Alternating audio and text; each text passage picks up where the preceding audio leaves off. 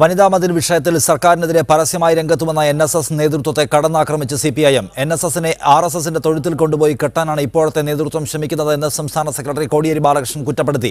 NSSനെ RSS വിഴുങ്ങാൻ പോവുകയാണെന്ന് ആത്മഹത്യാപരമായ നിലപാട് തിരുത്താൻ NSS നേതൃത്വം തയ്യാറാകണമെന്നും കോടിയേരി ആവശ്യപ്പെട്ടു.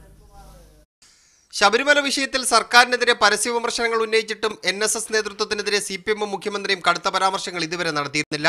ഈ മാസം 26-ന് ശബരിമല കർമ്മസമിതി നടത്തുന്ന പരിപാടിയിൽ പങ്കെടുക്കാൻ NSS ആഹ്വാനം ചെയ്തതോടെയാണ് NSSനെ രാഷ്ട്രീയമായി നേരിടാൻ CPM തീരുമാനിച്ചത്.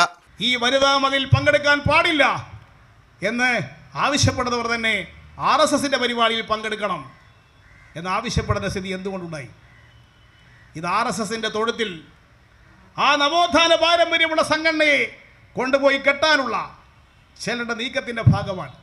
NSSനെ RSS വിഴുങ്ങാൻ പോവുകയാണ്. NSSന്റെ നേതൃത്വം തന്നെ ഇന്ന് സ്വീകരിക്കുന്ന നിലപാട് തിരുത്തണം. അവർ ഇന്ന് സ്വീകരിക്കുന്ന നിലപാട് ആത്മഹത്യാപരമായ നിലപാടാണെന്ന് അവർ തിരിച്ചറിയണം.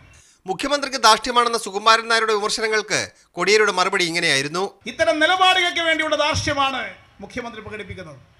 അതിനെ ധാർഷ്ട്യം എന്ന് പറഞ്ഞ് ആക്ഷേപിച്ച് ധീരമായിട്ട് സ്ത്രീ പുരുഷ സമത്വത്തിന് വേണ്ടിയിട്ടുള്ള നിലപാടുകൾ സ്വീകരിക്കുന്നവനെ അതിനെ ഇഴച്ചു കാണിക്കാനുള്ള ശ്രമം അത് കേരളം അംഗീകരിക്കാൻ പോകുന്നില്ല.